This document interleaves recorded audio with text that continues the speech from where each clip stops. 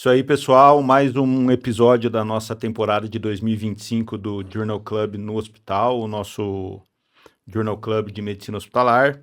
Hoje com a presença ilustre do nosso colega Tiago Grangeia, médico da disciplina de emergência aqui da Faculdade de Ciências Médicas da Unicamp, mais uma vez com o nosso colega Marcelo. Obrigado, Otávio, pelo apoio técnico aqui mais uma vez também dos estúdios da Faculdade de Ciências Médicas da Unicamp. Então vamos lá, Marcelo, que nós vamos discutir hoje? Fala, pessoal. Hoje a gente vai discutir um artigo que foi publicado no New England ano passado também, em junho, que ele fala sobre a ventilação não invasiva para pré-oxigenação durante a intubação de emergência. Como o Daniel falou, temos a presença ilustre do Dr. Tiago Grangeia, pneumologista e emergencista aí renomado, e que vai contribuir bastante aí para a nossa discussão aqui sobre as conclusões que esse artigo chega. O que motivou esse estudo que então foi publicado aí numa das maiores revistas de pesquisa médica, né? Se sabe que a hipoxemia durante a intubação orotraqueal, ela acontece em 10 a 20% dos pacientes, e um estado prolongado de hipoxemia nessas situações, ela está associada a maior quantidade de parada cardiorrespiratória e óbito.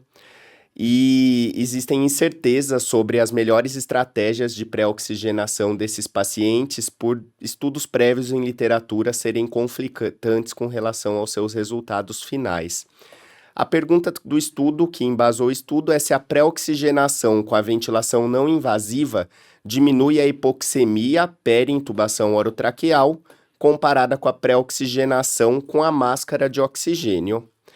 Então, foi um estudo que é multicêntrico, randomizado, ele é não cego, ele aconteceu em 17 UTIs e 7 unidades de emergência em diversos hospitais dos Estados Unidos.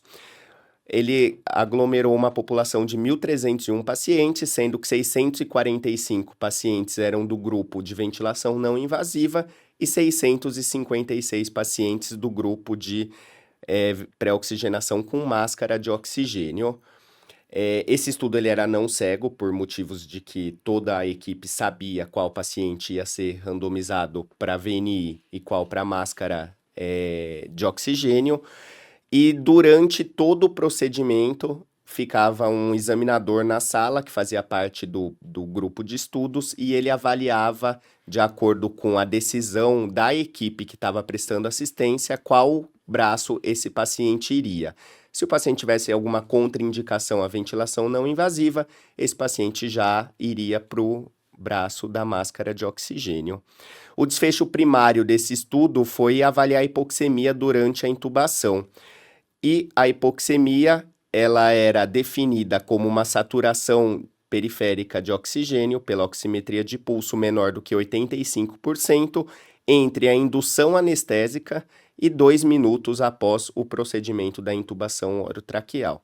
A população do estudo eram pessoas maiores do que 18 anos e a idade média era de 61 anos, sendo que 40% eram pacientes do sexo feminino e 73% dos pacientes que foram incluídos nesse estudo, eles eram de ambiente de unidade de terapia intensiva. Então, com relação ao desfecho do estudo, o resultado principal, basicamente, que foi a incidência de hipoxemia, foi observado que 9,1% dos pacientes submetidos à estratégia de pré-oxigenação com ventilação não invasiva tiveram hipoxemia, comparado com 18,5% dos pacientes que estavam sob estratégia de máscara de oxigênio. E um dado interessante também, que é importante pontuar, é sobre a incidência de aspiração desses pacientes, porque acreditava-se que a ventilação não invasiva pudesse propiciar maior regurgitação e necessidade de maior aspiração. Foi observado também no estudo que não houve diferença entre os dois grupos. Basicamente, os pacientes que foram submetidos à ventilação não invasiva tiveram 0,9% deles necessidade de aspiração, comparados com 1,4% dos pacientes que foram submetidos à máscara de oxigênio, tá? As limitações do estudo, basicamente, foram relacionadas à escolha dos pacientes, né, a randomização. Então, os pacientes que já faziam uso de VNI, eles estavam excluídos do estudo. Então, pacientes com insuficiência cardíaca descompensada, com necessidade de ventilação não invasiva, exacerbação de DPOC, entre outras patologias aí que se faz o uso da ventilação não invasiva, e também foram excluídos do estudo os pacientes que apresentavam um risco maior de broncoaspiração pela impossibilidade do uso da ventilação não invasiva. Então, pacientes que estavam com vômitos, hematêmese, hemoptise, epistaxe, entre outras características aí que impedem o uso da VNI naquele contexto.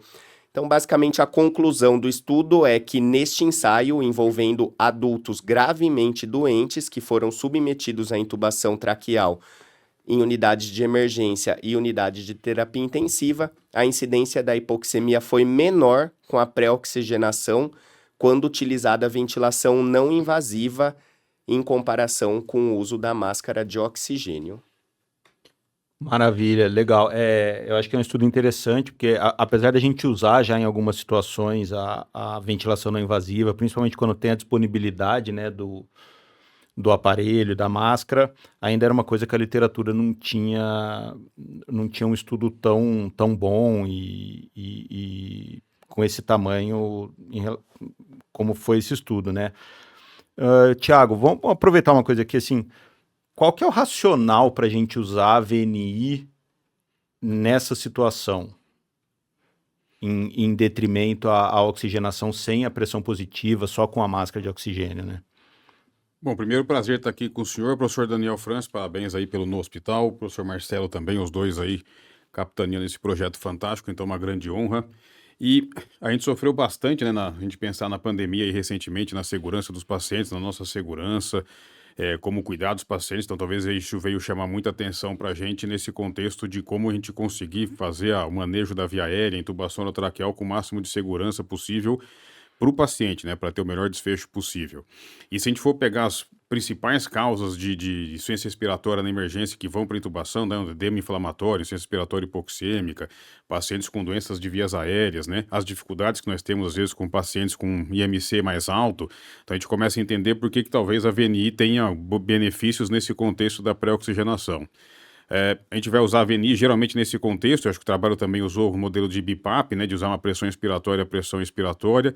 Então, se a gente ter um pouquinho de pressão expiratória, a gente vai conseguir, de certa forma, recrutar algumas unidades alveolares, conseguir ter mais unidades alveolares ali abertas para receber o oxigênio, e usando a pressão inspiratória a gente consegue uma melhor ventilação alveolar, usando o ventilador mecânico com uma FiO2 de praticamente 100%. Então, a gente vai conseguir ter unidade alveolar mais aberta, a gente vai conseguir ter, de certa forma, mais unidades recrutadas, uma melhor ventilação alveolar, maior retirada do CO2 e uma maior quantidade de oxigênio chegando, a maior FiO2 ofertada para as unidades alveolares abertas. Então, o que a gente quer na pré-oxigenação é manter a FiO2 e a PO2 o máximo possível para a gente conseguir ter um tempo de intubação com mais segurança sem hipoxemia. Aí faz sentido a gente lembrar da insuficiência respiratória hipoxêmica, então edema inflamatório, onde tem as unidades alveolares nas regiões posteriores mais fechadas, né, SARA leve, SARA moderada, SARA grave, pacientes com doenças de vias aéreas, né, pacientes com IMC mais alto, que aí obviamente por questão de restrição e hipoventilação também vai ter unidade alveolar fechada. Então, se a gente pensar, são os grupos de pacientes que seriam mais beneficiados talvez com essa estratégia. E na UTI, se a gente pensar também, dentro da nossa realidade aqui, principal causa, talvez, que vai evoluir os pacientes ou uma doença cardiogênica, mas o principal realmente é sepse, doença inflamatória, sepse dentro do ambiente hospitalar, num quadro mais agudo. Então, pensando nas intercorrências nesse contexto da sepse, também teria benefício de usar a VNI. Então, faz um sentido a gente usar, e outro benefício que a gente vai usar, de certa forma, o mesmo dispositivo que eu vou usar depois para conectar no tubo orotraqueal, ou seja, não tem nenhum gasto adicional. É o aparelho que eu preciso ligar ali num tempo adequado para poder ajudar os pacientes com essas condições. Perfeito. Então, assim, tem um racional fisiológico, fisiopatológico. Eu acho que você colocou, né, tem um racional prático, né? O aparelho já está ali, já é o aparelho que muitas vezes a gente vai usar depois para fazer a própria Perfeito. ventilação. Então, hoje isso é muito comum. E eu acho que é uma coisa que o estudo cita também. Às vezes a gente está ofertando oxigênio por máscara, achando que está indo 100%, mas na verdade a máscara está folgada, ela não está bem acoplada. E com a VNI a tendência é que a gente acople melhor a máscara, até porque a gente percebe que a máscara tá mal acoplada, o próprio ventilador mostra para a gente que está tendo escape, né? Então acho que tem essa questão fisiopatológica, fisiológica, né, da ventilação em si, e acho que você colocou muito bem os grupos aí que tendem a se beneficiar mais desse tipo de estratégia, né? Marcelo, você tinha algumas outras tabelas para mostrar para a gente Isso. do estudo, né, para a gente avançar um pouco nos dados? Sim, voltando aqui na tabela, para a gente também entender um pouco sobre outras características que o estudo chegou à conclusão aí, com relação ao procedimento da intubação, tem um dado que é interessante, que o grupo que fez pré-oxigenação por máscara de oxigênio, ele teve um maior número de pacientes que teve piores hipoxemias, então hipoxemias menores do que 90%, 91% a 95% durante o procedimento de intubação.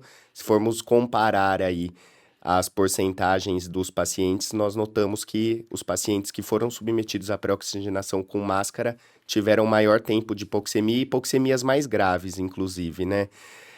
E uma questão interessante também é que os pacientes que precisaram de pressão positiva, administrar pressão positiva durante aí o procedimento de indução e de laringoscopia, eles também tiveram uma diferença bastante significativa entre o grupo de ventilação não invasiva e de ventilação por máscara de O2. Então, alguns pacientes, né, obviamente, todos os pacientes que foram submetidos à ventilação não invasiva tiveram pressão positiva, mas alguns pacientes do grupo de pré-oxigenação com máscara precisaram dessa pressão não invasiva aí durante esse procedimento por conta da hipoxemia também.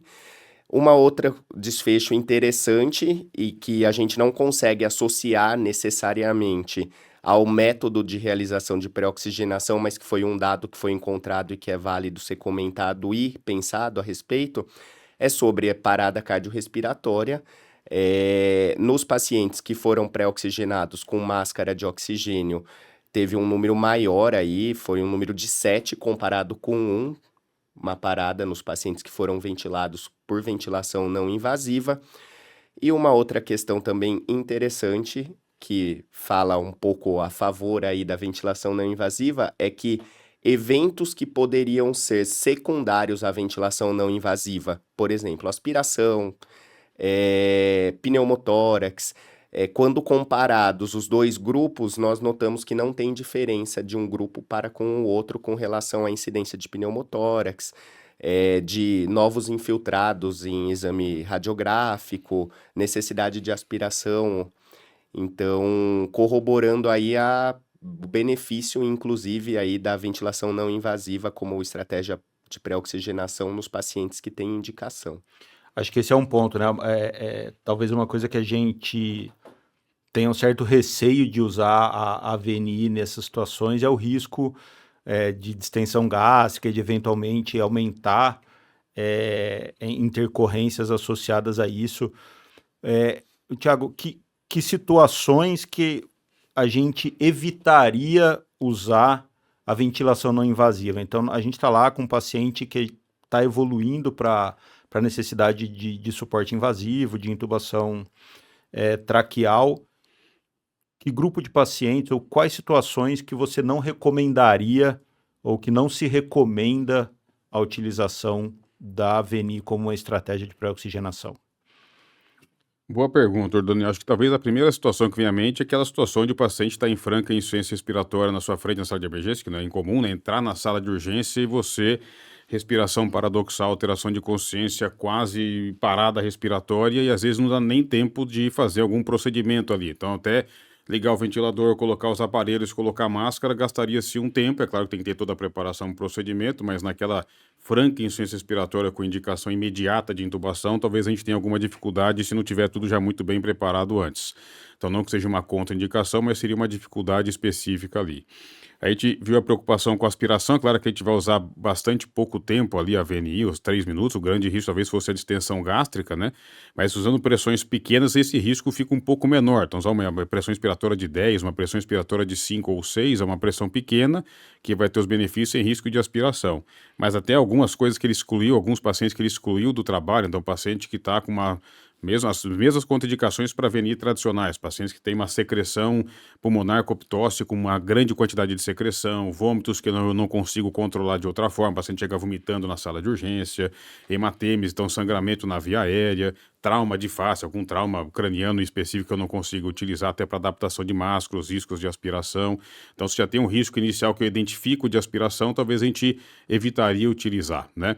A alteração de consciente a gente sabe, especialmente até nos pacientes com DPOC, que não é uma contraindicação absoluta, mas o paciente com extremo rebaixamento de consciência, onde obviamente eu preciso ter uma abordagem mais alta, também tem que tomar algum cuidado nesse contexto, embora não seja uma contraindicação absoluta se tiver hemodinamicamente mais estável. E claro que como todo procedimento tem uma preparação pré, ele também acho que não viu no trabalho, né, Marcelo? Tinha alteração hemodinâmica, não teve alterações hemodinâmicas tão grandes no trabalho, e exatamente talvez por isso, pelo preparo prévio. E uma outra coisa interessante no trabalho é que teve um treinamento da equipe, eram pessoas bem treinadas, né? Então quem intubou foram pessoas que tinham pelo menos 50 intubações. A equipe acho que recebeu treinamento em relação à colocação tanto de máscara quanto de VNI. Então a importância da gente estar treinando frequentemente a equipe para acoplar máscara, se for usar máscara da melhor forma possível, e com o VNI, especialmente o lugar que não está muito habituado, esse treinamento é fundamental para as equipes poderem atuar da maneira mais efetiva possível. Certo. E o Marcelo, você comentou no começo da apresentação que o estudo excluiu pacientes que já estavam em VNI previamente, Sim. mas não seria uma contraindicação em si para a gente usar, foi basicamente uma questão metodológica do estudo Isso. para tirar um fator de confundimento. Sim, provavelmente eles quiseram tirar algum fator, algum viés que pudesse surgir posteriormente, mas pelo uso prévio da ventilação não invasiva. Mas pensando do ponto de vista de método de análise, talvez isso não fosse tão impactante, porque a gente está fazendo uma avaliação do uso da VNI, do momento que você induz a anestesia para intubação até 2 minutos depois, né? Talvez o prévio não tivesse tanto impacto, mas para evitar algum viés aí de resultado, eles optaram por fazer essa suspensão. E também, eventualmente, ele não explica e ele não coloca isso, né? Mas talvez os pacientes que já estivessem precisando de VNI previamente tivessem uma saturação mais baixa. Então, talvez interferisse no resultado final, que era a comparação em grupos de pacientes semelhantes, qual das duas estratégias tinha menos hipoxemia. Talvez atrapalhasse até no processo de randomização dele, né? Certo? Vamos colocar só uma última tabela do estudo, uma última figura, para eu fazer algumas provocações aqui para o Marcelo e para o Thiago. Então, essa é uma análise de subgrupo, e aí tem alguns dados interessantes, né? Então, lembra, a gente já discutiu em episódios anteriores, então a gente tem a linha do zero ali, tudo que se aproxima dela tende a chamar um pouco de atenção, e quando cruza, a gente tende a considerar como um campo delicado, digamos assim, né? A gente considera que é um resultado não conclusivo aí. É interessante que no departamento de emergência a gente vê que foram muito menos pacientes, e ele cruza a linha do zero ali, né? Ele tem uma tendência a um benefício, mas ele cruza a linha. Um outro ponto, na próxima coisa, os pacientes que têm uma insuficiência respiratória hipoxêmica aparentemente têm um benefício ainda maior, né, em relação à estratégia de ventilação não invasiva. E, por fim, o grupo de baixo, que são os pacientes com um IMC maior. Então, acho que esses dois últimos pontos foi justamente o que o Dr. Thiago comentou, né? 2 grupos de pacientes que aparentemente têm um benefício maior e como o Dr. Thiago bem explicou no começo, faz sentido do ponto de vista fisiopatológico e fisiológico da ventilação. Marcelo, nós que somos hospitalistas e a gente tem uma grande parte da atuação em pacientes internados, em unidades de enfermaria. O que você achou desse resultado, dessa diferença entre a terapia intensiva e o departamento de emergência? E como você acha que seria se tivessem sido incluídos pacientes aí da enfermaria? Por que será dessa diferença? Bom, eu tendo a ter uma interpretação que está relacionada com a prever a gravidade do paciente. Eu acho que numa unidade de terapia intensiva, você enxerga o paciente te dando sinais de que ele está apresentando piora. Então, mesmo sendo uma intubação num caráter de emergência, é uma intubação que você já está prevendo o que vai acontecer e você consegue se preparar para que ela aconteça da maneira menos traumática e menos hipoxêmica possível.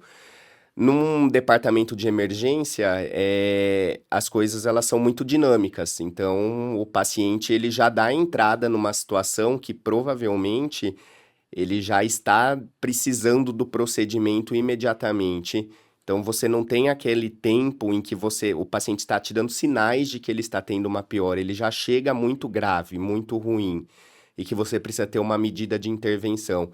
Então, tendo a imaginar que essa diferença de ter a ventilação não invasiva ter tido uma importância muito maior nesse subgrupo de unidade de terapia intensiva por isso, porque a gente vai conseguindo prever essa piora do paciente e instituir a medida de uma maneira um pouco mais precoce, mesmo que seja em uma situação de emergência. Acho que isso tenderia a se refletir em unidades de enfermaria, mas desde que as unidades de enfermaria funcionem de uma maneira que tenha um hospitalista ou um médico que seja acionado para eventuais piora dos pacientes a partir dos scores que a enfermagem faz, o MIUS, entre outros scores aí, que a equipe é acionada e vai fazendo avaliação. Unidade de enfermaria que não tem essa estrutura toda, talvez não tenha uma resposta parecida com essa que a gente vê em unidade de terapia intensiva, mas tendo a acreditar que por ser em uma unidade de internação e ter uma avaliação da equipe multidiária em diversos períodos do dia, a resposta seja semelhante. Então acho que isso é uma coisa importante, né? Acho que o reconhecimento precoce da deterioração clínica, da piora respiratória, e você prever já com uma certa antecedência e conseguir fazer o procedimento numa condição melhor, eu acho que é determinante mesmo.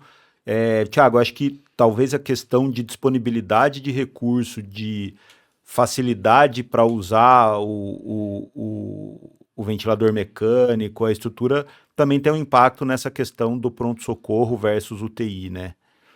Não, concordo plenamente com o que o Marcelão falou, que vocês comentaram. Acho que na emergência a dificuldade principal é que a gente nem sempre sabe o que o paciente tem, né? O paciente chegou lá em insuficiência respiratória, a gente não sabe o diagnóstico, não sabe a etiologia, a gente está lutando ainda contra a insuficiência respiratória sem saber o que ele tem. Então, nem sempre é uma facilidade a gente conseguir tomar essas decisões tão rápidas. Na UTI, claro que na UTI, na enfermaria também, nem sempre não tem um diagnóstico evidente, mas o paciente já tem vários diagnósticos feitos, já tem várias condutas tomadas, e a gente consegue perceber essa monitorização, com tudo sendo feito, de maneira um pouco menos traumática, vamos dizer assim, para a equipe. E na emergência a gente não sabe o que está acontecendo. Chegou o paciente respiratório, eu tenho que saber o que está acontecendo, ao mesmo tempo que decidir sobre a intubação, sobre as condutas. E não é uma rotina a gente pegar nos setores de emergência, nos locais, utilizar com a AVNI como pré-oxigenação, ou ter pessoas, né, que estão treinadas totalmente em utilizar a AVNI com muita tranquilidade, como acontece com uma equipe multidisciplinar na UTI, uma equipe multidisciplinar na enfermaria. Então, requer um treinamento grande de ventilação não invasiva também, a disponibilidade do recurso dentro do ambiente de pronto-socorro. Tem lá um ventilador, o outro ventilador, mas muitas vezes são 2, 3, 4, 5 pacientes precisando de tratamento ao mesmo tempo. Então, tem uma dificuldade de recursos também dentro de um ambiente de emergência que nem sempre todos os locais vão ter os aparelhos que precisam. Diferentemente da UTI, onde se espera que já tenha ali aparelhos individuais para cada paciente organizados de maneira mais tranquila. Então, essa questão do recurso é importante, tanto o físico quanto também o treinamento que a equipe precisa receber para poder utilizar. E, é claro, nos últimos anos, com todo o treinamento da equipe, com toda a capacitação, isso vem ficando cada vez melhor, é uma coisa muito positiva, mas os recursos são bastante importantes de pensar nesse contexto, com certeza. Certo, então, vamos lá, no fim das contas, depois desse estudo, o que muda no nosso dia a dia, na beira do leito, na nossa atuação ali, seja no pronto-socorro, na UTI ou na enfermaria? Muda, não muda? Como faremos daí para frente? Boa pergunta. Pergunta tranquila de responder, né, Marcelo? Uma pergunta bastante tranquila. Eu acho que a gente sempre pensa, né, no cuidado dentro do hospital, né, sempre de a segurança máxima que a gente puder oferecer para o paciente, né? Se a gente tiver um recurso que não é um recurso que tenha grande quantidade de investimento, é um recurso que já está ali ao meu lado e que possa trazer benefícios, com certeza é um recurso para a gente poder utilizar. Então, na UTI, na enfermaria, na sala de urgência, sendo uma situação dessas que nós colocamos, ciência respiratória hipoxêmica, se tiver hipoventilação, se eu tiver disponibilidade, não tiver contraindicação, o ventilador está disponível com uma equipe treinada, aparentemente utilizar a VNI, que a gente vem utilizando nos últimos anos, faz todo sentido para a pré-oxigenação e para a segurança do paciente, segurança da equipe, o procedimento acontecer da maneira mais tranquila possível. Então, a gente ter treinamento e lutar para ter os equipamentos disponíveis para os pacientes e cuidar das pessoas com mais tranquilidade, eu vejo que faz todo sentido, por esse estudo, alguns outros menores, mas acho que faz todo sentido a gente lutar por ter essa possibilidade com mais frequência, com certeza. Marcelo? Sem dúvida, concordo plenamente com o Dr. Tiago.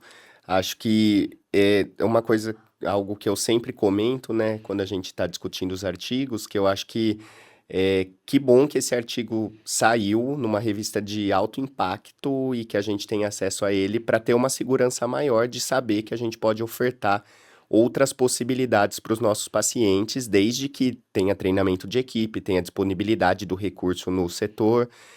E gostaria muito de ver um trabalho que fale sobre os pacientes que já estão em uso de VNI também, que é e nas unidades de enfermaria, grande a porcentagem de pacientes que, antes de ir para uma intubação, acabam fazendo alguma estratégia de ventilação não invasiva por conta das principais patologias que internam, né? Mas eu acho que assim, dá uma segurança maior para a equipe de que fazer a VNI pode ser mais benéfico, dá uma segurança maior para o paciente também, de saber que isso vai evitar uma série de possíveis complicações por conta da hipoxemia, tá? E abre aí uma série de outros questionamentos que eu acho que os estudos, as pesquisas vão nos responder, inclusive com o advento das cânulas nasais de alto fluxo, os benefícios também para pré-oxigenação. Eu acho que pode abrir uma série de outras possibilidades de estudo aí para frente que a gente tem que estar atento aí. Maravilha. Eu acho que assim, talvez aquele uso meio tímido que a gente faz ainda da VNI nessas circunstâncias de pré-oxigenação, eu acho que agora a gente pode fazer esse uso com mais segurança e acho que começar a organizar as equipes e os serviços para que isso passe a ser, ao longo do tempo, a rotina, para que isso passe a ser o padrão e não o padrão ser a oxigenação e a gente usar eventualmente a VNI, né? Sim. E é sempre bom ter estudo nos diversos ambientes, mas eu acho que, como você falou, a exclusão de pacientes já em VNI do estudo, acho que foi muito mais uma questão metodológica e para evitar problemas na análise do que tenha alguma contraindicação. Então, eu particularmente, nesse paciente, seguiria a mesma estratégia de fazer a pré-oxigenação já usando a VNI que o paciente está. Isso aí, então, muito obrigado, Dr. Tiago, pela presença, eu espero que seja a primeira de muitas. Obrigado, Marcelo, por mais um episódio juntos aí. Para quem não está inscrito no canal ainda, se inscreva no canal, lembre de apertar o sininho, que toda vez que a gente publicar um novo episódio, vocês serão avisados. E é isso aí, até a próxima, um abraço.